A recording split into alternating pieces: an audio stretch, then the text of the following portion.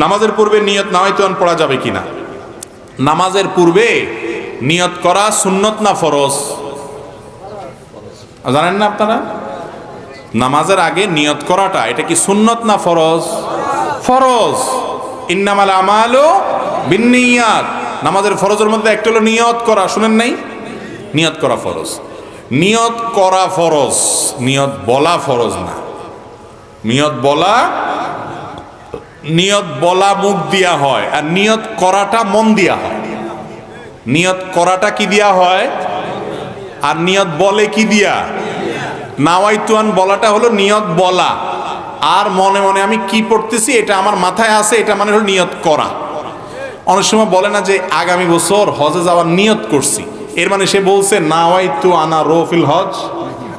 এরকম বলে নাওয়াইতু আনা রফিল হজ, আমি আগামী বছর হজে যাবো, এরকম কথা আরবিতে বলে।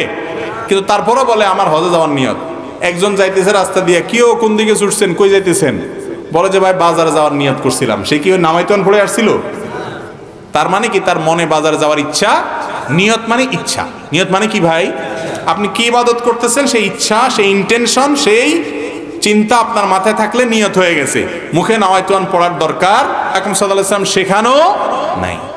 যদি এটা দরকার হতো তিনি শিখাইতেন, কিন্তু আমরা ছোটবেলা থেকে নাওয়াইতুন পড়ছি।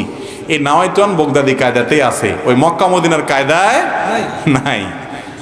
ইসলাম কি বগদাদ থেকে আসছে না মক্কা মদিনা থেকে আসছে? তাহলে বগদাদি কায়দাটা পড়লে কেমনে হবে? সহজ হিসাব বুঝেন না? আল্লাহ তাআলা আমাদেরকে বুঝার তৌফিক দান করুন। আচ্ছা, নামাজের সময় না আপনি নাওয়াইতুন পড়ছেন বুঝলাম, আপনি যখন কাউকে 10 টাকা দান করতেছেন, এটা একটা ইবাদত কি ইবাদত না? ইন্নামাল আমালু বিন্নিয়াত। সমস্ত আমলই যখন নিয়তের উপর নির্ভর করে। শুধু নামাজের ক্ষেত্রে শুধু নাওয়াইতুন পড়তেছেন, দানের সময় কেন বলতেছেন না নাওয়াইতু আন আতাসাদ্দাকা 10 টাকা আরবিতে, যে আমি 10 টাকা দান করলাম, এরকম কি বলেন আপনি? তাহলে সেটা দান হয় কি হয় না?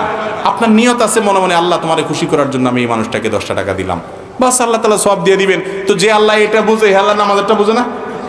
তাহলে বোঝা গেল নামাজের মধ্যে নিয়ত করা ফরজ, কিন্তু সেটা মনে মনে ইন্টেনশন থাকলে, ইচ্ছা থাকলেই চলবে না। মনের ইচ্ছাটাই হলো নিয়ত। আপনি কি নামাজ পড়তেছেন এটা মাথায় থাকলে চলবে, মুখে নাওয়াইতুন পড়ার দরকার।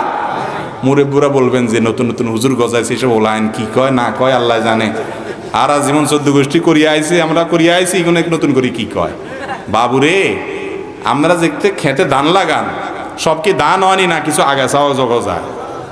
আগাছাগুলো উঠে দিতে হইব। যদি কন না ধানের লগে আগাছা উঠছে, হিগিনো থাক, চলবো? ফসল ভালো হবে?